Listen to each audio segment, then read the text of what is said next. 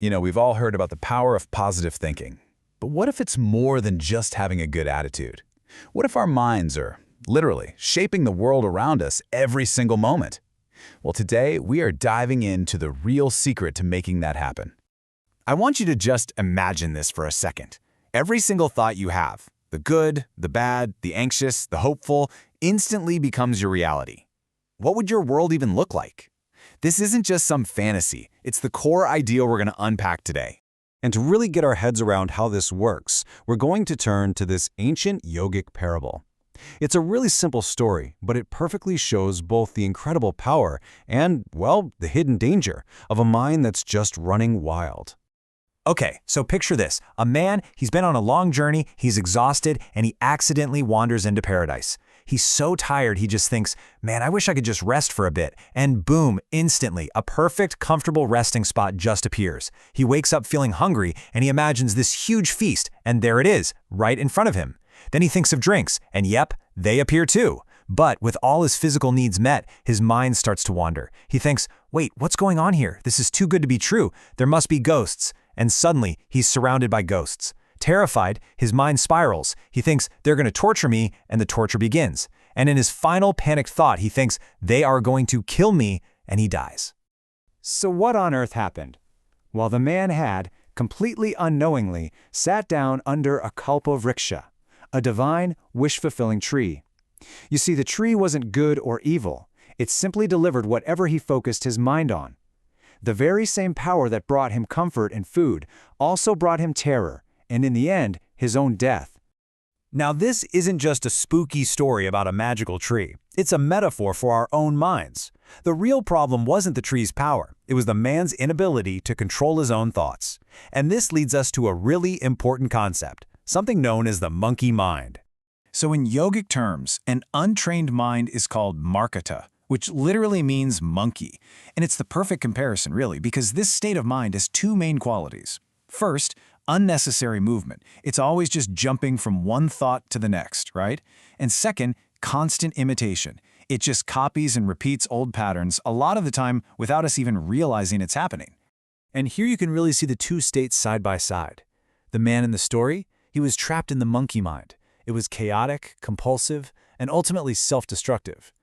The goal is to cultivate an established mind, one that's focused, conscious, and organized. When you can do that, you don't need to go find a wishing tree. Your mind becomes the kalpavriksha. So this brings us to a really fundamental principle. The world we experience on the outside is, in so many ways, a direct reflection of the world that we've built on the inside. I mean, really think about that for a second. Every single skyscraper, every piece of art, every phone in our hands, but also every weapon and every system of destruction. It all started as just a thought in someone's mind. The most wonderful things and the most horrible things, they all come from the exact same source. And this brings us to a really crucial point. If we can't intentionally create what we want in our own minds, then what we end up creating in the world is going to be pretty accidental and haphazard, just like the man under the wishing tree. And that is why organizing our inner world is maybe the most important work we can ever do. Okay, that might sound like a huge, intimidating task, but there's a practical way to think about it. The key is to organize and align 4 fundamental dimensions of who you are. So what are these 4 dimensions? All right, these dimensions are your physical body, your mind, your emotions, and your fundamental life energies. When your thoughts, your feelings, your actions, and your energy are all flowing in the same direction, you become incredibly effective. The problem for most of us is that they're all in conflict. Our mind wants one thing, but our emotions are pulling us in a totally different direction. This slide just shows that conflict perfectly. On one side, you've got simple faith. I want a house, and I trust it's going to happen.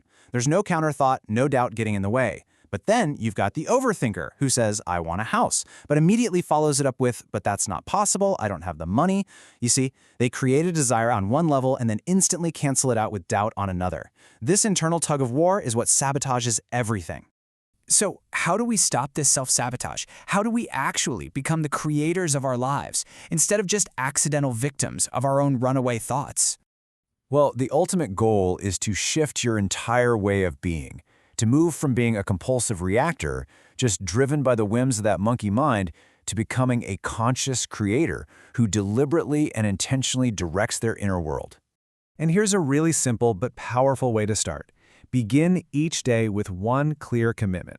Before you do anything else, just for a moment, set this one intention. Today, wherever I go, I will create a peaceful, loving, and joyful world. That one thought begins to organize your entire system for the rest of the day. And you have to remember, this is a practice. If you commit to it, there's really no such thing as failure. If you fall down, and you will, if that monkey mind takes over, you just learn a lesson and you recommit. It's all about the direction you're heading, not about being perfect from day one.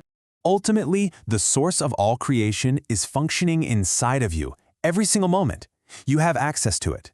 So the only question that's left is, once you organize your inner world and really tap into that power, what will you choose to create?